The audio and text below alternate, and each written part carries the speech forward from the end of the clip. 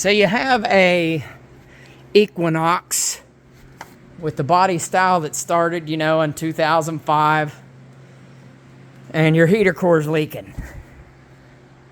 You've gotten a quote to replace it for an insane amount of money, and you found out that the part's really only 50 bucks. So what do? Well, you come in, you start by taking your shifter knob off. I think it's like a T10 socket or Torx bit that goes in here to hold the shifter knob off once you pry the chrome piece off. Then you take the bezel that goes around your radio off and unplug all of those and lay it to the side. Then there's a little piece of trim down in here. You pop it off.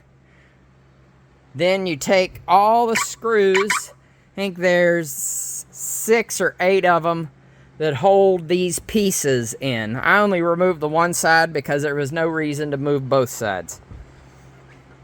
Once you've got that all out of your way, you get a couple needle nose vice grips.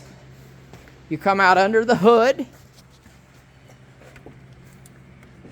and you crimp off this heater hose and then this heater hose here. Now, I use needle nose vice grips. The reason why is they're nice and long. You make sure you can get the hose. You'll have to fool around with it because you don't want to pinch it too tight and damage the hose. Just enough pressure to make sure the coolant doesn't flow out of the hoses when you go to pull your heater core out. And you come underneath. You have to take this piece off that goes right here, and then the under piece off. You have to take it off to get this panel out. And you come underneath here, you unhook your accelerator pedal, which is right here. There's 3 10mm bolts that hold it in. Then up here, I can't remember what size it was, like a 9/32 or a 1/4 inch, one of the two. Hold your brake switch in, and there's another 10mm bolt right here that you can take this bracket or the rod that comes out of the brake booster and attaches to the brake pedal.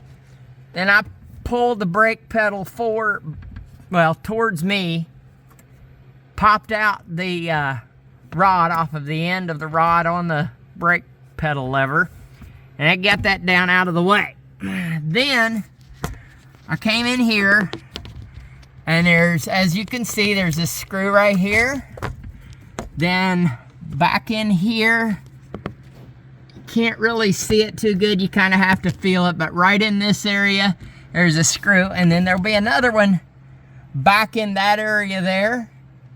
Those are all very Phillips, but I used